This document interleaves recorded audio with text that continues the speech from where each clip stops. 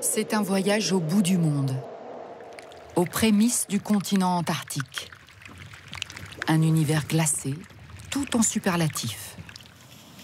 C'est géant. Un espace encore protégé. Mais pour combien de temps? On va accélérer là-bas. C'est aussi l'histoire d'une rencontre entre 19 personnes. Dans ce lieu. Eh oui. Une expédition emmenée par Jean-Louis Etienne. 3 semaines sur le même bateau. C'est magnifique. Cet après-midi-là, dans la baie de Puerto Williams au Chili, on l'aperçoit pour la première fois. Le Persévérance, jeune 2-mâts d'1 an à peine, long de 42 mètres, 33 mètres de hauteur. Luc, officier polyvalent, accueille Marie-Jo. Enchanté. Eh ben nous aussi, hein. Moi aussi, hein. Premier salut au cuisinier. Bonjour. Jordan.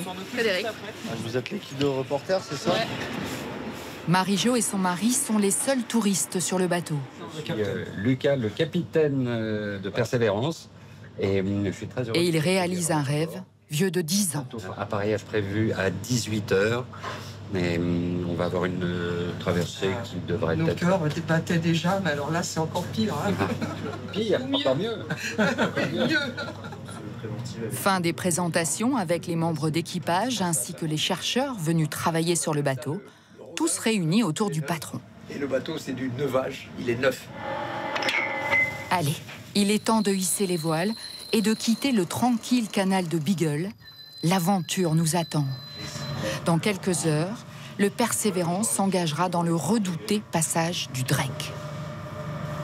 Le Drake, toujours réputé pour être houleux dans ces hautes latitudes. Donc c'est soit le Drake Lake, comme on dit, ça peut être très très calme, comme ça peut être très violent, donc le Drake Shake.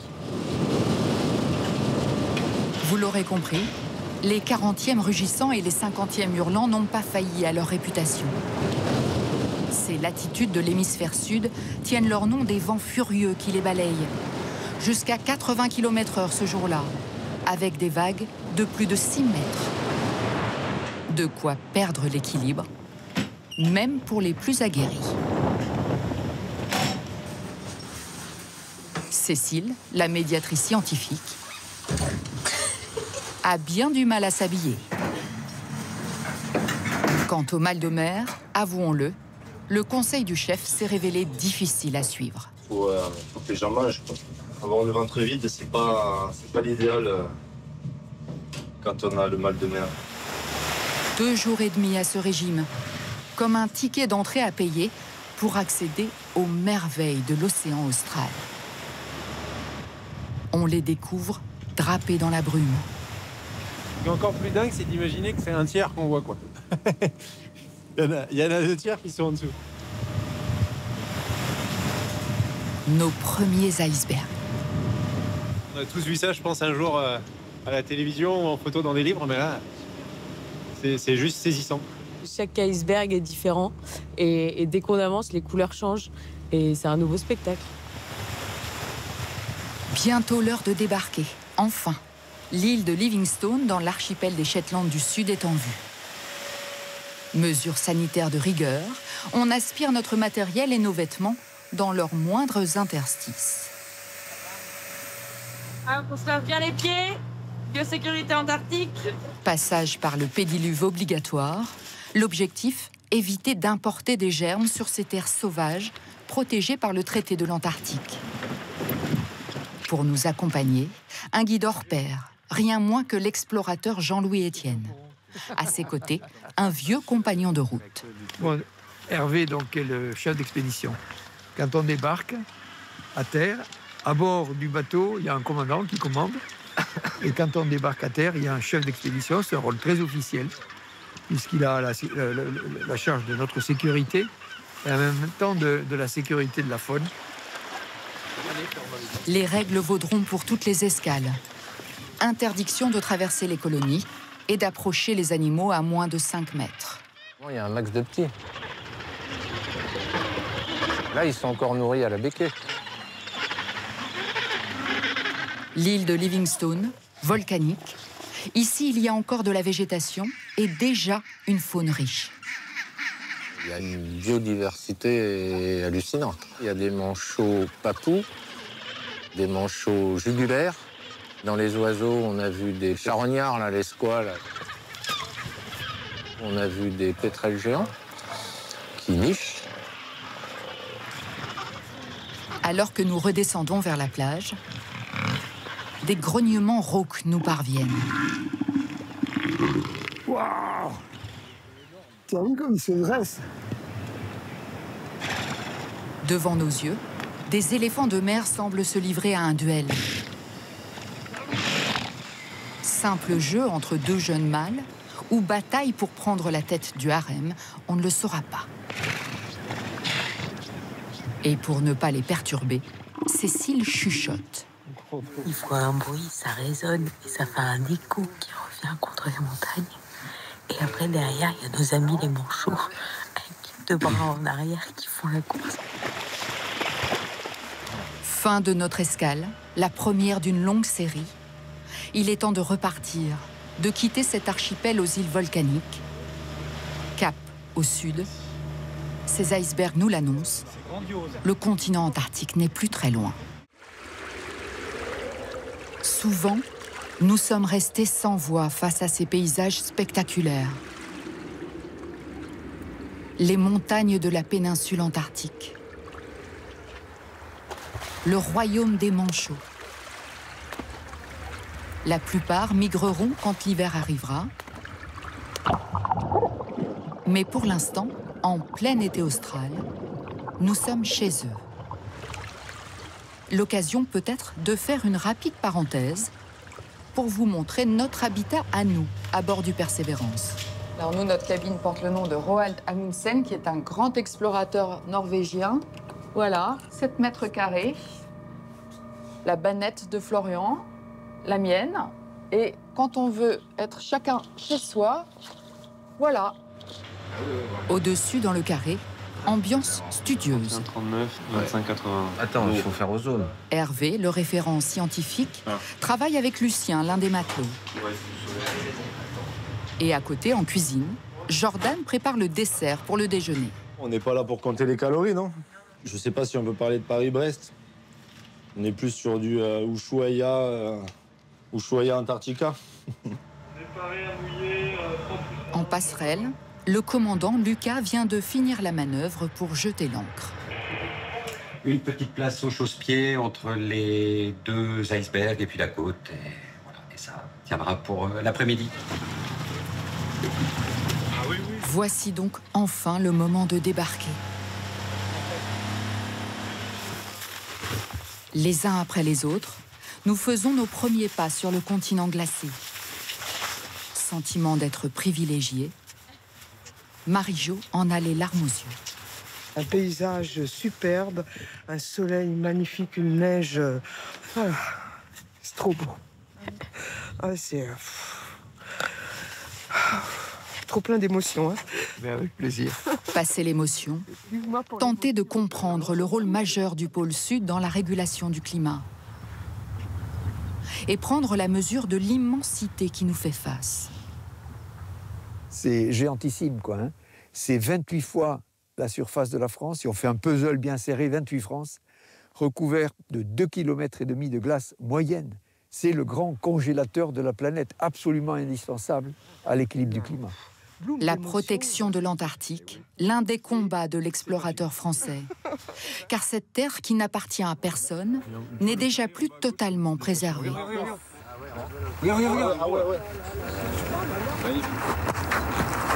Illustration. Alors qu'on se croyait seul au monde, on découvre tout d'un coup que des dizaines de touristes nous ont rejoints. L'an dernier, 80 000 personnes sont venues dans cette péninsule, 2 fois plus qu'il y a 10 ans. Est-ce que c'est inquiétant? Inquiétant, pour le business, c'est pas inquiétant du tout. Ils sont ravis. Hein. Bon, L'impact sur l'environnement local, c'est extrêmement réglementé. Ils ont balisé les trajets avec des petits drapeaux rouges et après, les touristes s'y filent à la queue leu là-dedans. Donc, l'impact réel sur l'écosystème est faible. Bon, après, évidemment, l'impact visuel, voilà. Il est monstrueux celui-là. Hein. Ah, c'est clair. En 3 semaines, on en a croisé des mastodontes. Le Zodiac minuscule sur la gauche donne une idée de la taille de ce paquebot qui accueille jusqu'à 500 clients. On leur propose des sorties en kayak, par exemple.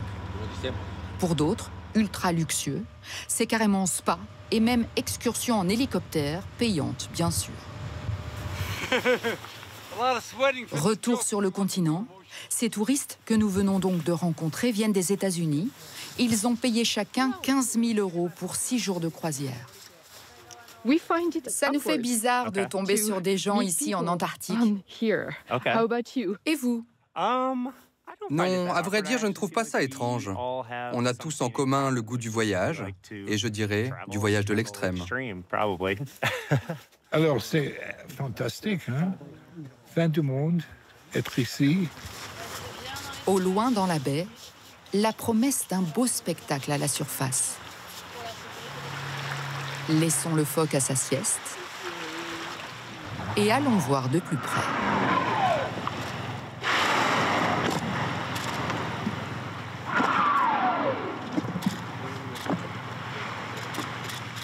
Des baleines à bosse nous offrent un majestueux festival.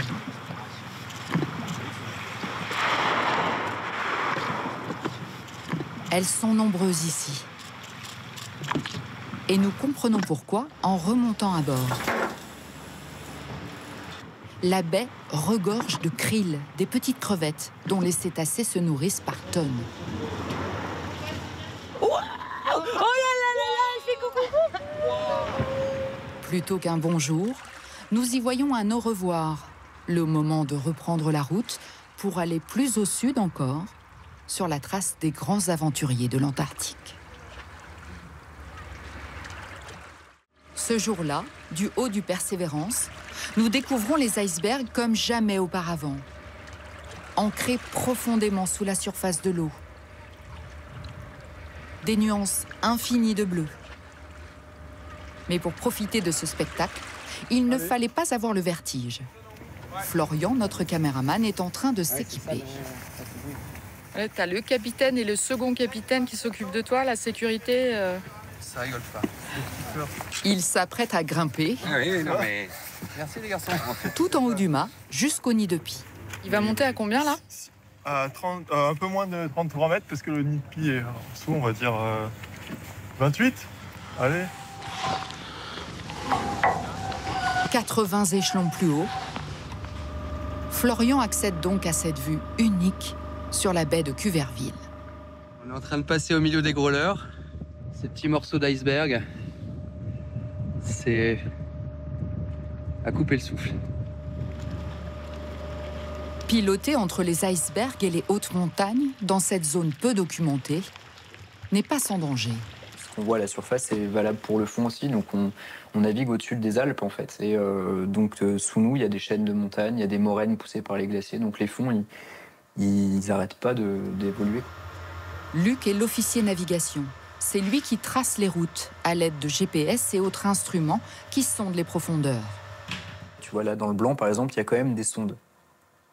Mais là, on n'a rien du tout. Personne n'est jamais allé voir quelle profondeur il y avait à ces endroits. Important aussi, nous dit-il, la méthode à l'ancienne, avec une règle et un compas, à partir de cartes parfois très vieilles.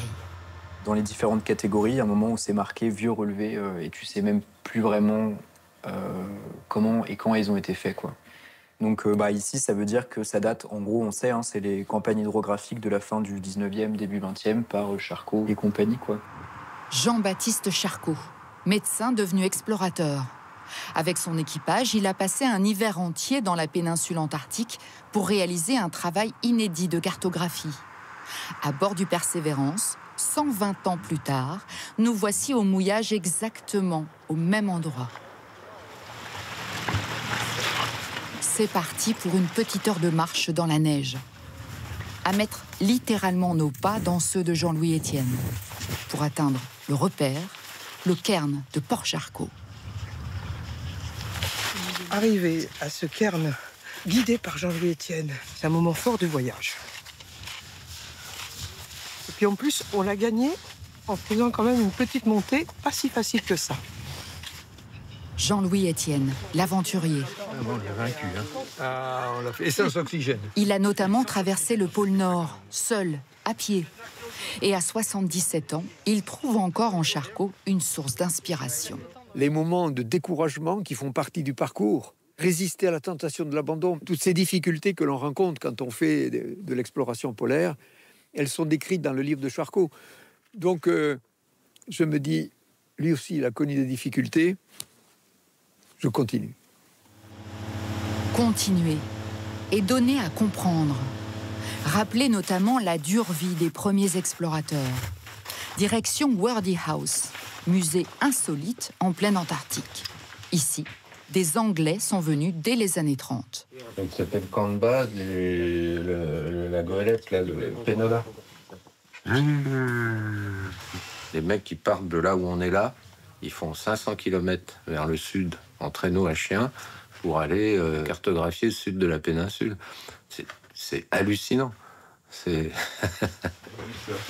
Les suivants, des Anglais toujours, sont arrivés vers la fin des années 40 pour étudier la météorologie. Ils étaient 6 à cohabiter, dans des conditions spartiates. Ce qui surprend, c'est que c'est adapté à ma taille. Hein. Et ces Anglais de cette époque-là, ils n'étaient pas si grands. Ouais, moi, ce que je me disais à Fred, c'est justement pour garder la chaleur au maximum. Ben oui, ben oui. L'atelier y est aussi grand que la pièce à vivre. Pour pouvoir réparer, construire, de quoi s'occuper pendant ces longues missions. C'est un an ici, je veux dire, c'est une méditation quasi obligatoire. Il y a la notion de temps qui s'installe, vivre avec le temps, laisser passer le temps sans avoir l'impression de le perdre. Chose à laquelle on n'est pas très habitué. Et donc c'est ça, l'hivernage, quoi. Enfin, la transformation personnelle que ça crée. À l'extérieur, un habitant actuel de l'île nous donne une belle illustration du temps qui s'étire. Se plonger dans les exploits des grands explorateurs semble avoir donné des envies d'aventure à certains. Et quelle aventure! Petite baignade, on va goûter l'eau, il y a un brin de soleil, là c'est le moment d'y aller, parce que sinon on n'ira jamais. Ah, moi je suis prête. 7 doudingues vont donc se jeter à l'eau. Bah ouais, je me saute. Non, il faut débrancher le cerveau. Hein. Température 1,7 degrés.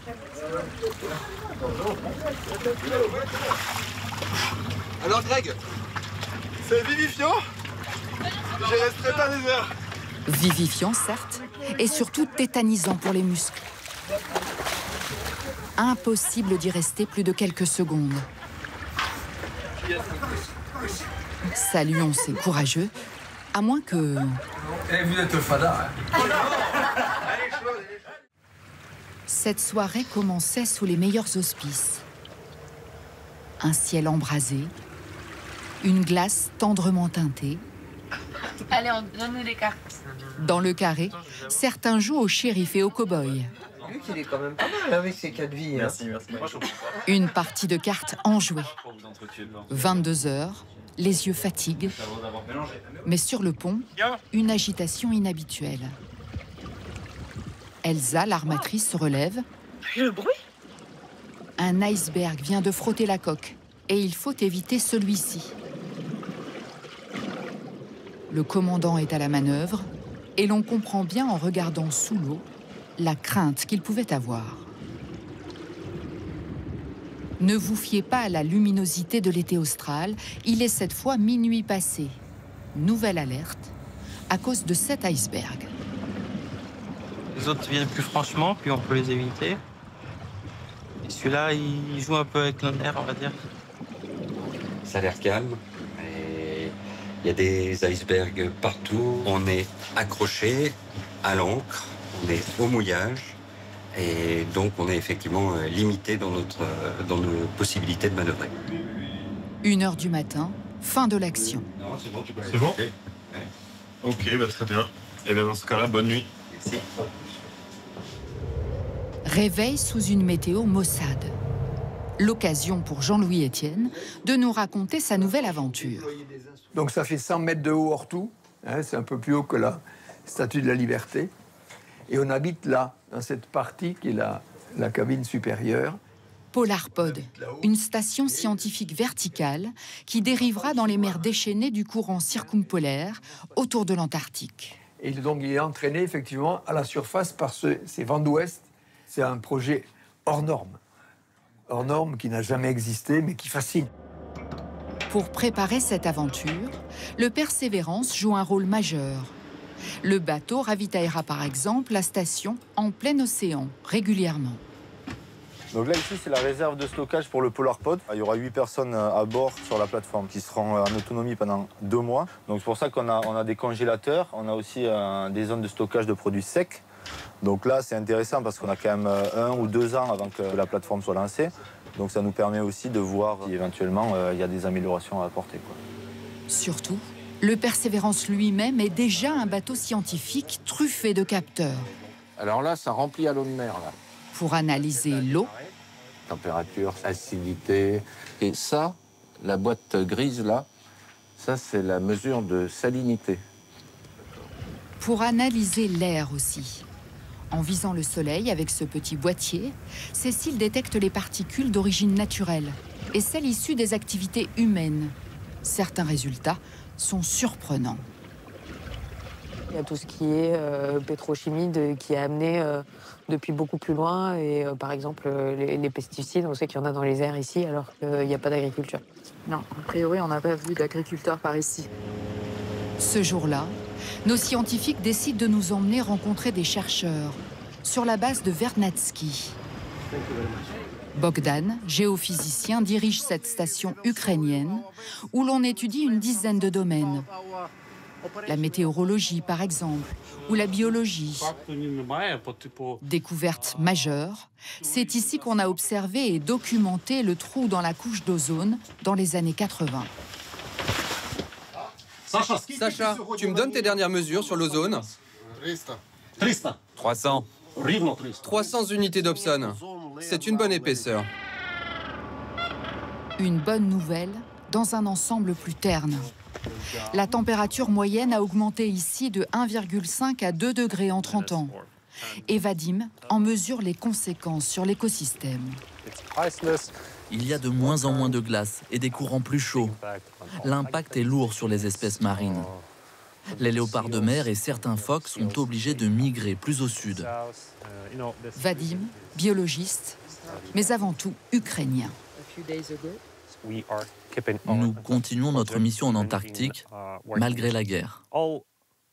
Mais nos cœurs et nos âmes sont tournés vers l'Ukraine. Notre pays est dans nos esprits, chaque jour. Le drapeau ukrainien, partout sur la base. Et des télévisions branchées sur les dernières informations. Bogdan, 51 ans, est originaire de Kharkiv. Il a passé 5 mois au front, juste avant d'être envoyé en Antarctique il y a 1 an. Dans quelques jours, il devra quitter la base. Son avenir est déjà tracé. Je ne rejoindrai pas le programme scientifique. Je retournerai à l'armée. On sent le sujet délicat. On ne posera pas d'autres questions. Lui finit sa réponse en touchant du bois. À l'étage, notre cuisinier est en plein échange de recettes avec son homologue. C'est un pain traditionnel ukrainien? Oui, pampouchki, ça s'appelle. On le mange avec quoi? Avec du borsch, accompagné de lard cru, d'oignons et d'ail. L'heure du dîner, justement, approche. Et nous quittons la base avec un cadeau. Après notre petite visite du coup en Ukraine, tout à l'heure, le chef nous a gracieusement offert une soupe qui s'appelle le borsch. Beaucoup parmi nous découvrent cette spécialité d'Europe de l'Est. Traditionnellement, ça se sert avec un petit shooter de vodka. Oui. On n'a pas le choix. Personne ne semble y trouver à redire. Et pendant qu'à bord, l'ambiance est à la fête, dehors, près du bateau, un prédateur a pris ses quartiers. Ce léopard des mers semble nous prévenir que la suite du voyage s'annonce périlleuse. Face à nous, un mythe en Antarctique. L'étroit canal Lemaire et ses falaises à pic. Toujours se rappeler que ce que l'on a devant les yeux se prolonge sous la surface. Et donc... Vigilance accrue. On a très peu d'eau pour manœuvrer. On n'a pas un paquebot sous les pieds, mais voilà, il faut être extrêmement vigilant dans ce passage. C'est bon pour moi pour y aller. Commando, là. Opération Commando. En l'occurrence, pour aller faire de belles images. Attention au mot bloc, là. Francis est photographe. Et depuis plus de 30 ans, il suit l'explorateur Jean-Louis Etienne dans ses expéditions polaires. Ça fait image d'un autre temps, tu sais. Complètement. Mais c'est limite monochrome, noir et blanc presque. Quand on tombe amoureux de ces régions arctiques et antarctiques, c'est un virus. Donc on n'est pas très bien si pendant 2 ans on ne vient pas tutoyer les glaçons. On l'a ressenti aussi, ce magnétisme polaire, avec ses sons crépitants et parfois inquiétants. Cette détonation, c'est le signal d'un glacier qui vèle, quand des blocs se décrochent. On va accélérer là. Avec les vagues, mieux vaut s'éloigner. Un gentil frisson avant les frayeurs du voyage retour dans ce même canal Lemaire. Le Persévérance commence par avancer vaillamment à travers le Brache, cet épais tapis de glace. Laisse le gros en face à tribord. Sur le roof, en hauteur, Déborah décide du meilleur chemin à suivre. Là, je pense que tu peux redresser ce qu'on arrive sur un autre. Ce cap-là à combien Moins 5. Objectif, éviter ces gros morceaux. L'eau libre est en vue. Jean-Louis Etienne jubile. Plus qu'heureux et bu, c'est le baptême. Le baptême des glaces qu'on vient de passer là. Parce qu'il y avait un Brache qui était très épais quand même, avec quelques icebergs costauds. C'est pour ça qu'il a été fait. Génial. C'est génial. Il est bien, ce bateau, il est bien. Mais la victoire est décrétée un peu trop tôt. Les 2 commandants sont aux aguets. Tu vois celui qui est tout plat là? Parce que devant, il y en a un gros là-dedans. Le vent et la pluie viennent corser le jeu. 70 km/h. La glace devant nous devient plus compacte. Le bateau ne peut plus passer. Marche arrière toute. La en arrière, donc t'as de la glace derrière les fesses. Mais là encore, mission impossible. Pas le choix. Il faut trouver un chemin devant nous, en poussant le Brache jusqu'au glacier à gauche, au bout du canal. Après 1h30, pour seulement 5 km parcourus, le soulagement. On est en train de sortir, donc on aura passé le Mer avec 35 de vent, de face, et toute cette glace qui est vraiment en train de se comprimer. Je pense qu'on est passé à la bonne heure. On l'aura passé de toutes les manières possibles. En annexe, dans le brouillard, dans la glace. Quittons vite ce canal et projetons-nous plus au nord. Pour nos derniers émerveillements, devant ces paysages, ces sculptures monumentales. Regarde. Ah oui. Ou encore cet iceberg s'enroulant sur lui-même.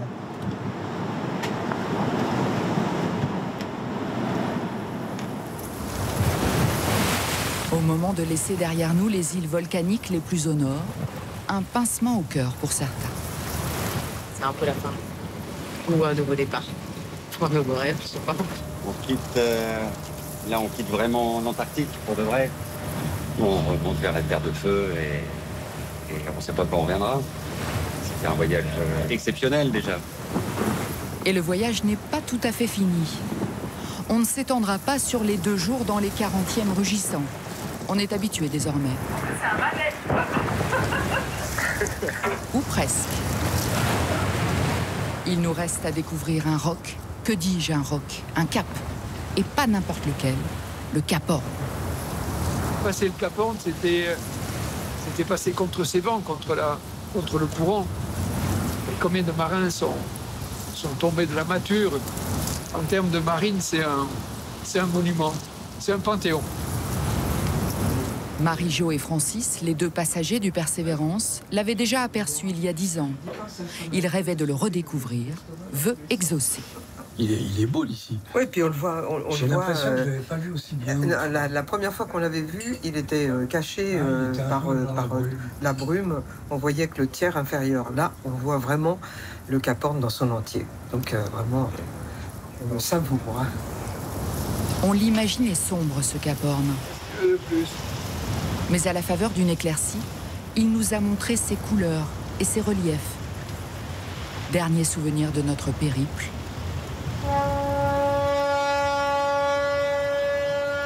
Magnétique et inspirant.